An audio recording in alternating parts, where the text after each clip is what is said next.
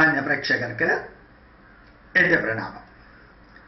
ധർമ്മ ന്യൂസിൽ www.dharmanews.in അതേപോലെ www.dharmaradio.in ധാരാളം മെസ്സേജസും പ്രഭാഷണങ്ങളും കൊടുത്തിട്ടുണ്ട്. 24 മണിക്കൂറും അവൈലബിൾ ആണ്.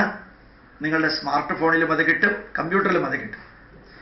അതിൽ കൊടുത്തിരിക്കുന്ന കുറച്ച് ന്യൂസുകൾ ഇന്ന് വായിക്കാം. 1984 ഇന്ദിരാഗാന്ധി വധിക്കപ്പെട്ടപ്പോൾ ഈ കോൺഗ്രസ്സുകാരും മറ്റുള്ളവരും ചേർന്ന് സിഖുകാർക്കെതിരെ ഉണ്ടാക്കിയ ലഹളയിൽ 30,000 സിഖുകാർ വധിക്കപ്പെട്ടു. അതുമായി ബന്ധപ്പെട്ട 75 കേസുകൾ ഇപ്പോൾ പുനഃപരിശോധനയ്ക്ക് വേണ്ടിയിട്ട് ഗവൺമെന്റ് എടുത്തിരിക്കുകയാണ്.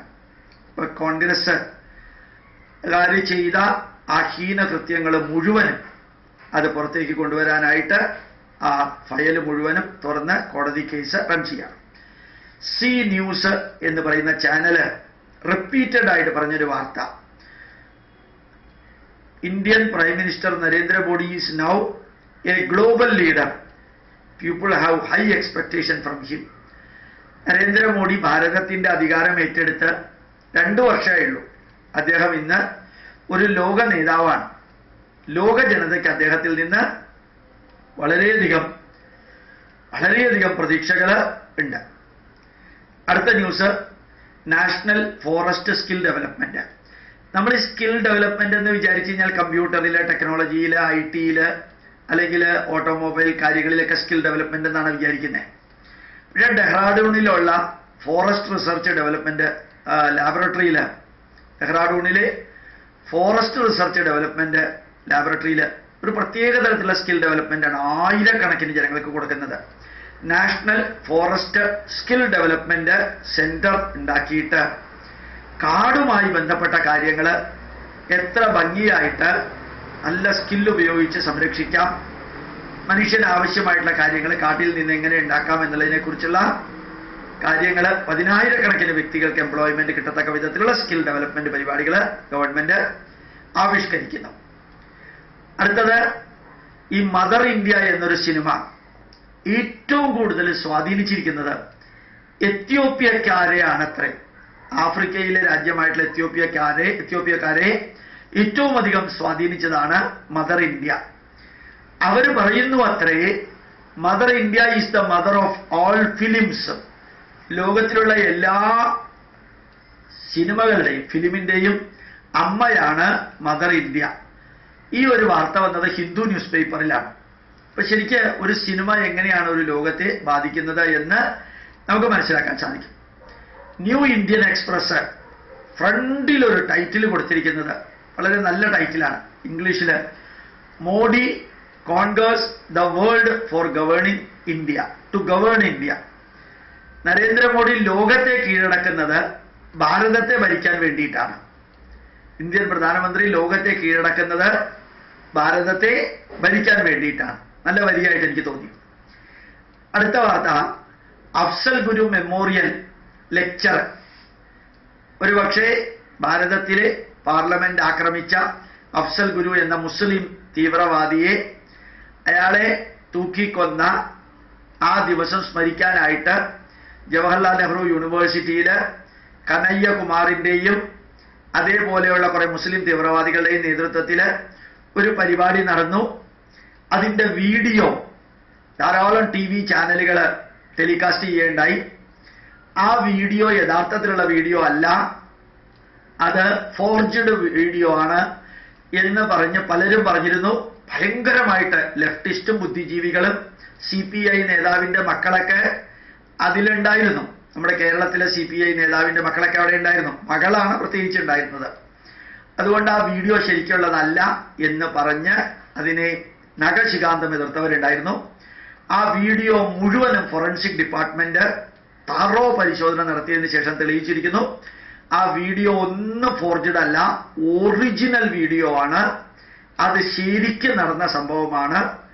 ആ JNUവിൽ ഭാരതത്തിനെതിരെ പ്രവർത്തിക്കുകയും തീവ്രവാദത്തിനെ സപ്പോർട്ട് ചെയ്യുകയും നടത്തിയിരുന്ന ആ പരിപാടി ഒറിജിനലായിട്ട് നടന്നതാണ്. ഒറിജിനലായിട്ട് വീഡിയോയിലുള്ളത്, ഒറിജിനലായിട്ട് TV യിലൂടെ കൊടുത്തത്. ഇനി കനയ്യകുമാറിന്റെ പുറകെ ആരും ഉണ്ടാവില്ല എന്നുള്ളത് ഉറപ്പാണ്. ഇപ്പോ ബുദ്ധിജീവികളും യുക്തിവാദികളും അതുപോലെ തന്നെയുള്ള റാഡിക്കലിസ്റ്റും ഒന്നും ഇപ്പോ കനയ്യകുമാറിനെ കുറിച്ചോ JNUവിനെ കുറിച്ചോ പൂനെയിലുള്ള ഫിലിം ഇൻസ്റ്റിറ്റ്യൂട്ടിനെ കുറിച്ചോ IIT ചെന്നൈയെ കുറിച്ചോ അതല്ലെങ്കിൽ ഖരഗ്പൂരിലെ IITയെ കുറിച്ചോ ഒന്നും പറയണില്ല.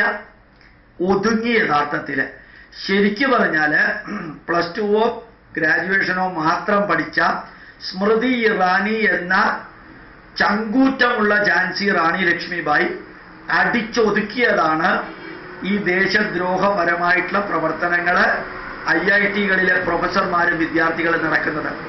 അഭിപ്രായ സ്വാതന്ത്ര്യത്തിന്റെയും ഇൻടോളറൻസിന്റെയും എല്ലാം പേര് പറഞ്ഞ പത്രമാധ്യമങ്ങള് ഈ ദേശദ്രോഹ പരിപാടികളെ ഭയങ്കരമായിട്ട് സപ്പോർട്ട് ചെയ്യുന്നതെല്ലാം നിൽക്കാൻ കാരണം സത്യം പുറത്തേക്ക് വന്നു. നമ്മുടെ ഉപനിഷത്തുക്കളിൽ പറയാറുണ്ട്, സത്യമേവ ജയതേ നാനൃതം സത്യേന ബന്ധ വിതതോ ദേവയാന. ഉപനിഷത്തിലെ വരിയാണ്. നമ്മുടെ പാർലമെന്റിൽ അതിലൊരു കഷ്ണം എഴുതിയിട്ടുള്ളൂ. സത്യമേവ ജയതേ അവിടെ എഴുതിയിട്ടുള്ളൂ. ബാക്കി കൂടിയുണ്ട്. സത്യമേവ ജയതേ, സത്യം മാത്രമേ ജയിക്കുള്ളൂ. നാനൃതം, അസത്യം ഒരിക്കലും ജയിക്കില്ല. സത്യേന ബന്ധ വിതതോ ദേവയാന, സത്യത്തിന്റെ വഴിയിൽ കൂടെ പോയാൽ പരമമായ ചൈതന്യത്തിലേക്കും വസ്തുതയിലേക്കും എത്തിച്ചേരും. അപ്പൊ ശരിക്കും ഇനി കനയ്യകുമാരൊക്കെ അകത്തേക്ക് പോയി കഴിഞ്ഞാൽ അവനും അവന്റെ അമ്മയ്ക്കും പോയി, അത്രയേ ഉള്ളൂ. വേമുല തൂങ്ങിച്ചെത്തപ്പോഴത്തേക്കും അവന്റെ വീട്ടുകാർക്ക് പോയി. ഇപ്പൊ കെജ്രിവാളും ജോലി കൊടുക്കാനില്ല, പുറമേയും ചുറ്റുപാടുമുള്ളവരാരുമില്ല. അതിഗംഭീരമായിട്ട് ഹൈദരാബാദ് യൂണിവേഴ്സിറ്റിയിലും JNUവിലും അധ്യാപകരും ബുദ്ധിജീവികളും എല്ലാം ശമ്പളം വാങ്ങിക്കുന്നുണ്ട്. വിദ്യാർത്ഥികൾ ഭംഗിയായിട്ട് പഠിക്കുന്നുണ്ട്. ഇവരുടെ ഒന്നും പുറകെ പോവാൻ ആരുമില്ല. കുറെ അധികം കാലം BJPയെയും സ്മൃതി ഇറാനിയെയും ഹിന്ദുക്കളെയും RSSനെയും ഒക്കെ അവഹേളിച്ച് അന്ത്യത്തിൽ സത്യം തെളിഞ്ഞിരിക്കുന്നു. ഇവര് ദേശദ്രോഹപരമായിട്ടുള്ള പരിപാടിയിൽ പങ്കെടുത്തവരാണ്. ഇനി അകത്തി എന്ന് കിടക്കുമ്പോൾ മനസ്സിലാവും പുറത്തു നിന്ന് നോക്കാൻ എത്ര പേരുണ്ട് എന്നുള്ളത്. വളരെ ഭംഗിയായിട്ട് ഫോറൻസിക് ഡിപ്പാർട്ട്മെന്റ്, CBIയുടെ ഫോറൻസിക് ഡിപ്പാർട്ട്മെന്റ് തെളിയിച്ചിരിക്കുന്നു. ആ ഫിലിമില് വീഡിയോയിൽ യാതൊരുവിധ ഫോർജിങ്ങും നടന്നിട്ടില്ല എന്ന്. അടുത്തത് ശരിക്ക് ഈ ഡോക്ടർ വീരേന്ദ്ര താവഡെ എന്ന് പറയുന്ന സനാതൻ സംസ്ഥ, ഇതൊരു ഹിന്ദു സംഘടനയാണ്. ആ സനാതൻ സംസ്ഥയിലെ വളരെ പ്രഗത്ഭനായിട്ടുള്ള ഒരു പ്രവർത്തകനാണ് യുക്തിവാദിയായ നരേന്ദ്ര ദാബോൽക്കറെ 2009 കൊന്നത്. എങ്ങനെ ഒരു ഹിന്ദുവിന്, ഒരു ഹിന്ദു സംഘടനയിലെ പ്രവർത്തകന്, അതും ഡോക്ടറേറ്റ് ഉള്ള ആൾക്ക്, ഡോക്ടർ വീരേന്ദ്ര താവഡെ എന്ന് പറയുന്ന മഹാരാഷ്ട്രക്കാരനാണ് യുക്തിവാദിയായ നരേന്ദ്ര ദാബോൽക്കറെ കൊന്നത്. ശരിക്ക് ഈ വീരേന്ദ്ര താവഡെ എന്ന് പറയുന്ന ഹിന്ദു പ്രവർത്തകൻ, അയാളാണ് ഇതിന്റെ പുറകിൽ പ്രവർത്തിച്ചതെങ്കിൽ അയാളെ തൂക്കിക്കൊല്ലുക തന്നെ വേണം.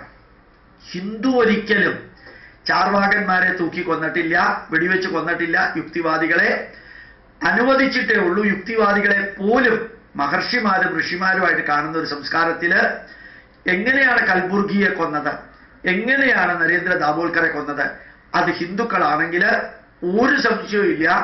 ആ സംഘടനയെ നിരോധിക്കണമെങ്കിൽ നിരോധിക്കണം, അതിലെ പ്രവർത്തകരെ തൂക്കിക്കൊല്ലണമെങ്കിൽ തൂക്കിക്കൊല്ലുക തന്നെയാണ് വേണ്ടത്. അത് മുസ്ലിം തീവ്രവാദവും ക്രിസ്ത്യൻ തീവ്രവാദവും ഹിന്ദു തീവ്രവാദവും, തീവ്രവാദം ഏതാണെങ്കിലും തീവ്രവാദം തന്നെയാണ് എന്ന് നമുക്ക് ഓർമ്മിക്കാൻ സാധിക്കട്ടെ. നമ്മുടെ കേരളത്തിലെ മുഖ്യമന്ത്രി പിണറായി വിജയൻ നിർദ്ദേശം കൊടുത്തിരിക്കുകയാണ്, സാധാരണ ഫയലുകളെല്ലാം 24 മണിക്കൂർ കൊണ്ട് സോൾവ് ചെയ്ത് വിട്ടേക്കണം. നടക്കണ കാര്യമാണോ എന്ന് അറിഞ്ഞുകൂടാ.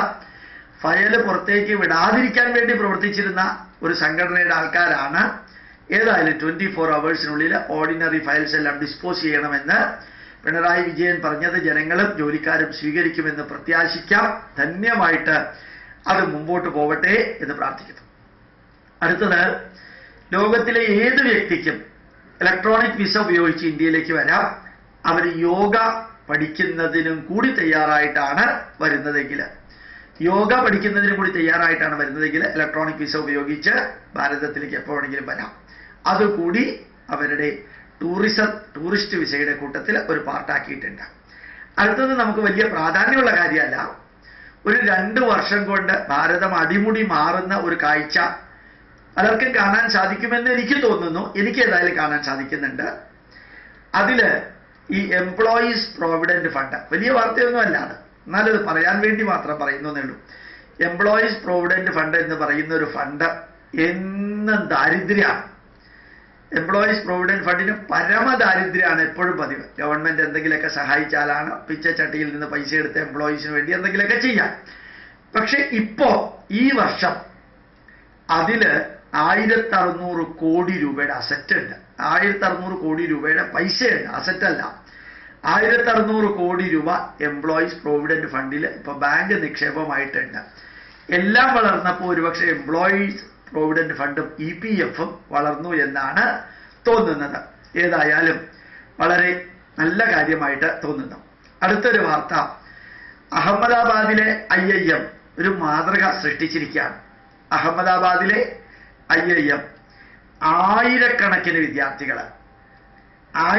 വിദ്യാർത്ഥികൾ അടുത്തുള്ള യൂണിവേഴ്സിറ്റികളിൽ നിന്നും കോളേജുകളിൽ നിന്നും സ്കൂളുകളിൽ നിന്നും ഹയർ ലെവലിലുള്ള സ്റ്റുഡൻസിനെ ഇവിടെ കൊണ്ടുവന്ന് അവർക്ക് സ്കിൽ ഡെവലപ്മെന്റ് കൊടുക്കാം. സ്കിൽ ഡെവലപ്മെന്റ് വളരെ ഭംഗിയായിട്ട് കൊടുക്കാം. അത് വലിയൊരു ഫോട്ടോ സഹിതമാണ് വന്നിരിക്കുന്നത്. എനിക്ക് അത്ഭുതം തോന്നി. പല യൂണിവേഴ്സിറ്റികളും പല പ്രൊഫഷണൽ ഇൻസ്റ്റിറ്റ്യൂട്ടും അവിടെ അതിനകത്ത് പഠിക്കുന്നവർക്ക് വേണ്ടി മാത്രം കോഴ്സുകൾ നടത്തുന്നതിന് പകരം മറ്റ് കോളേജുകളിൽ പഠിക്കുന്നവരും മറ്റ് യൂണിവേഴ്സിറ്റികളിൽ പഠിക്കുന്നവരും ഇവിടെ പഠിക്കാൻ ഭാഗ്യം കിട്ടാത്തവർക്ക് കൂടി IIM അവസരം നൽകുന്നത് മാത്രമല്ല, IIMകാർ ഇപ്പോ നാഗ്പൂരും പൂനെയിലും ഭോപ്പാലിലും രാജസ്ഥാനിലെ പല സ്ഥലങ്ങളിലും ഇതുപോലെയുള്ള കോഴ്സുകൾ അങ്ങോട്ട് ചെന്ന് നടത്താൻ തീരുമാനിച്ചിരിക്കുന്നു. അപ്പൊ സ്കിൽ ഡെവലപ്മെന്റിന്റെ ഭാഗമായിട്ട് ഒത്തിരി കാര്യങ്ങൾ പല സ്ഥാപനങ്ങളും ചെയ്യുന്നത് കാണാൻ സാധിക്കും. ഞാൻ നിങ്ങളോട് പറയുകയുണ്ടായിരുന്നു, മൈക്കേൽ ഡെല്ലിന്റെ നേരത്തെ പറഞ്ഞതാണ്, 1 ലക്ഷം വിദ്യാർത്ഥികൾക്കാണ് അവർ ട്രെയിനിങ് കൊടുക്കുന്നത്. 3ാം ക്ലാസ് മുതൽക്ക് 8ാം ക്ലാസ് വരെയുള്ള വിദ്യാർത്ഥികൾക്ക്. അത് നന്നായിട്ടാണ് കാര്യങ്ങൾ. 1 ലക്ഷം അധ്യാപകർക്ക്, 2 ലക്ഷം രക്ഷാകർത്താക്കൾക്ക് കമ്പ്യൂട്ടറിൽ ട്രെയിനിങ് കൊടുക്കാം. ഒരുപക്ഷെ ഭാവിയിൽ അവരുടെ ബിസിനസ് കൂടി മുമ്പിൽ കണ്ടുകൊണ്ടായിരിക്കാം. എങ്കിൽ തന്നെ എത്ര പേർക്ക് കമ്പ്യൂട്ടർ വിദ്യാഭ്യാസം കിട്ടുക? മൈക്കേൽ ഡെൽ എന്ന ഫോറിൻ കമ്പനിയിലെ ആൾക്കാർ ഇന്ത്യയിൽ വന്ന് പ്രവർത്തിക്കാം. അടുത്തത് ഒരു നല്ല വാർത്തയായിട്ടാണ്. ഇന്ത്യ ബ്രഹ്മോസ് മിസൈലൊക്കെ ഉണ്ടാക്കുന്നുണ്ട്. AK ആന്റണിയുടെ നേതൃത്വത്തിലാണ് കേരളത്തിൽ ബ്രഹ്മോസ് മിസൈൽ ഉണ്ടാക്കുന്ന സെന്റർ തുടങ്ങിയത്. ഇപ്പൊ ബ്രഹ്മോസ് മിസൈൽസ്, ഭാരതത്തിലെ മിസൈലും യുദ്ധോപകരണങ്ങളും 10-25 രാജ്യങ്ങളിലേക്ക് കയറ്റി അയക്കാനായിട്ടുള്ള അഗ്രിമെന്റിൽ ഭാരതം മുമ്പോട്ട് പോകണം. ഭാരതം യുദ്ധോപകരണങ്ങൾ ഇമ്പോർട്ട് ചെയ്തിട്ടേ പതിവുള്ളൂ, എക്സ്പോർട്ട് ചെയ്യാറില്ല. ഇപ്പൊ അവർ എക്സ്പോർട്ട് ചെയ്യാൻ തുടങ്ങി. വിയറ്റ്നാം ഉൾപ്പെടെയുള്ള 17 രാജ്യങ്ങളിലേക്ക് നമ്മുടെ മിസൈലുകളും ബാക്കിയുള്ളതെല്ലാം എക്സ്പോർട്ട് ചെയ്യാൻ തുടങ്ങിയിട്ടുണ്ട്. വളരെ സന്തോഷകരമായിട്ടുള്ള ഒരു കാര്യമായിട്ട് തോന്നുന്നു. ഭാരതം ലോകത്തിന്റെ മുമ്പിൽ അജയ്യമായിട്ടുള്ള ഒരു ശക്തിയായി മാറിക്കൊണ്ടിരിക്കുന്നു.